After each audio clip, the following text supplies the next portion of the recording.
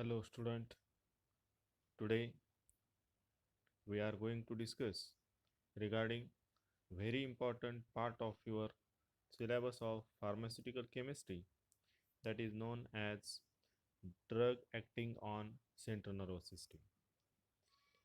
In case of very first part, you have studied regarding CNS stimulants or what are analeptics. But that was just part of the introduction. Now today we are going to study in details regarding drug acting on CNS.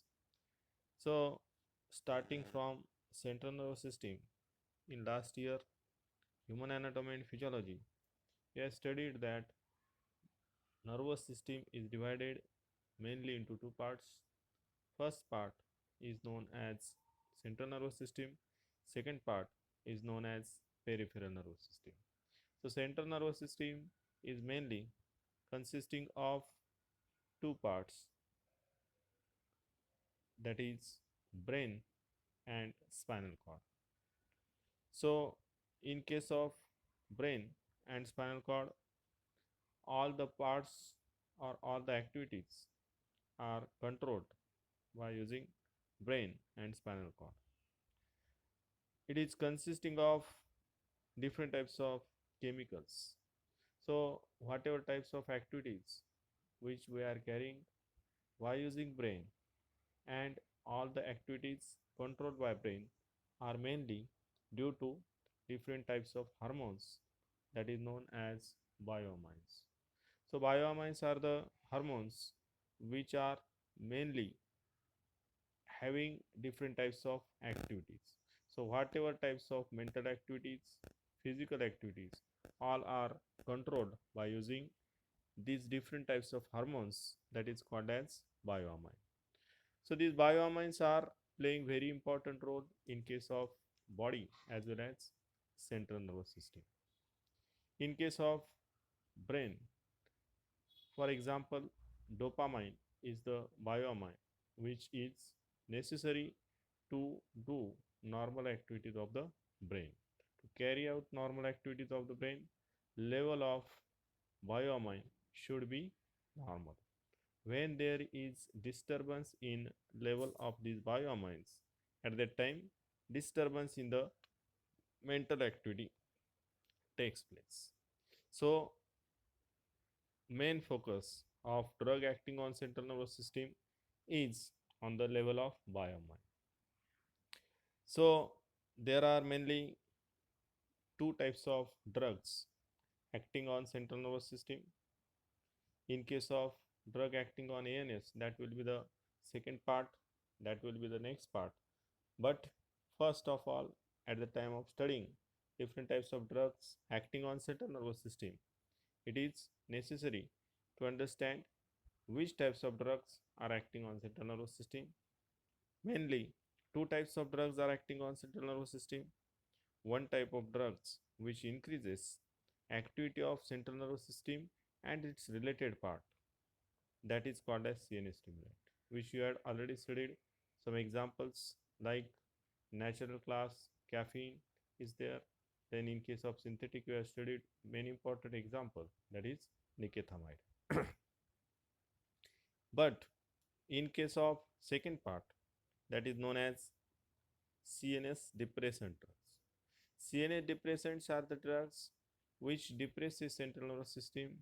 They are also useful to overcome depressive effect of the depressant drug from the different parts of the brain by maintaining level of dopamine. Such types of drugs are categorized as CNS depressant types of drugs.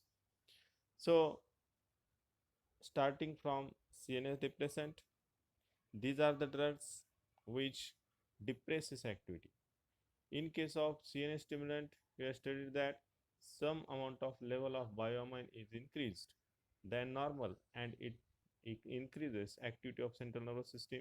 For example, in case of tea and coffee, we have studied that when any person get mentally tired or mentally bored, at that time tea and coffee which are consisting of caffeine increases central nervous system activities, increases mental alertness, and they are giving CNS stimulant type of effect. So that is somewhat increasing level of biomine than normal. Okay, but in case of CNS depressant, these are the drugs which are of different types of. We have to study one by one in different types of chapters. Today we are just giving. Today I am giving introduction regarding CNS depressant drug.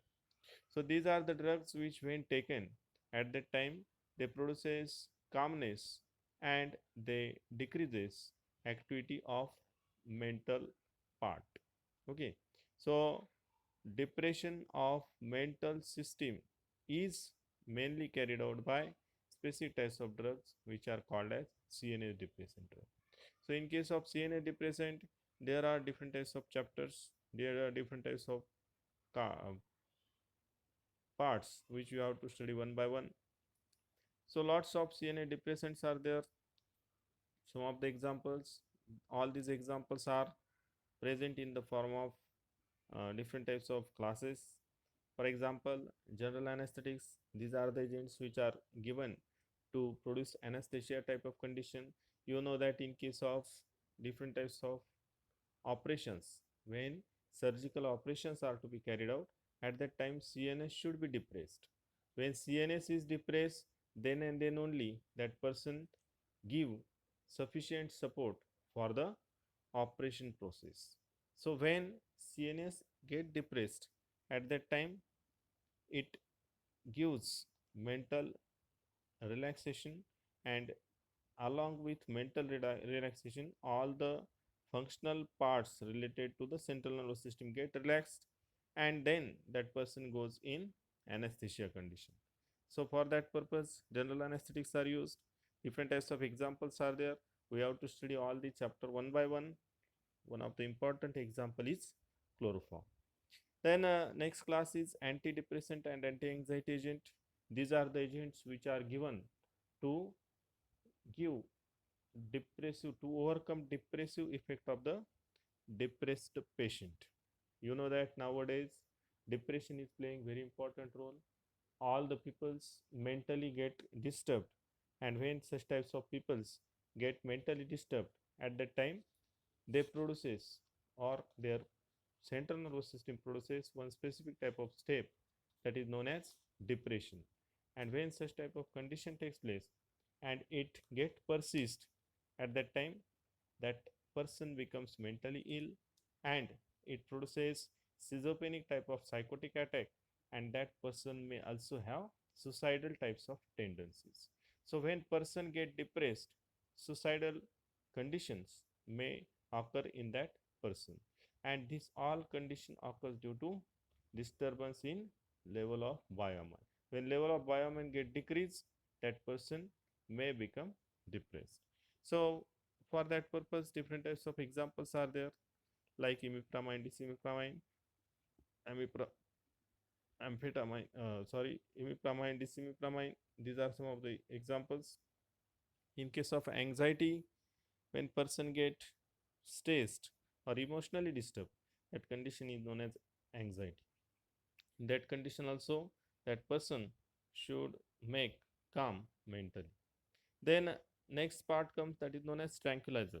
Tranquilizer, hypnotics and sedatives. These are the agent which relax, sedate CNS, and they produces sleep which resembles to natural sleep.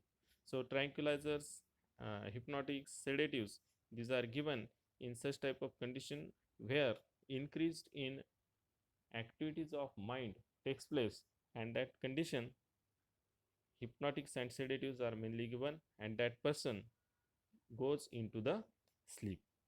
Then next part comes, that is known as hallucinogen. These are the parts which which produces a state of euphoria, and different types of examples like mescaline, cannabis are there. Then next class is known as anticonvulsant drugs. Anticonvulsants are the drugs which are given specially in case of epilepsy. Epilepsy, in simple way, it is known as fits.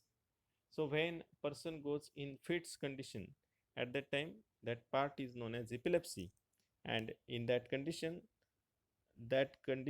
will not get cured. In that part, anticonvulsant drugs are given. So, in case of anticonvulsant, different types of classes are there. Barbiturate like classes are there. Then phenytoin types of classes are there. We are going to study it one by one. Then, in case of next part, skeletal muscle relaxant. Skeletal muscle relaxants are the drugs which relax skeletal muscles. You know that in case of sprain, spondylitis, in that condition, external materials, external drugs are given and they relax skeletal muscle. And for that purpose also, central nervous system is playing very important role. Then next part comes that is known as antipsychotic drugs. These are the agents which are given to mentally ill patient. You know that when person becomes mentally ill, that person will never become normal. But in that condition, to calm that patient, to relax that patient, to get decrease mental activity of that patient, antipsychotic types of drugs are given, and some of the important examples from that category are haloperidol. So these are important chapter which we have to study in this drug acting on CNS one by one. We will study all this part in detail one by one. This was just introductory part of drug acting on CNS.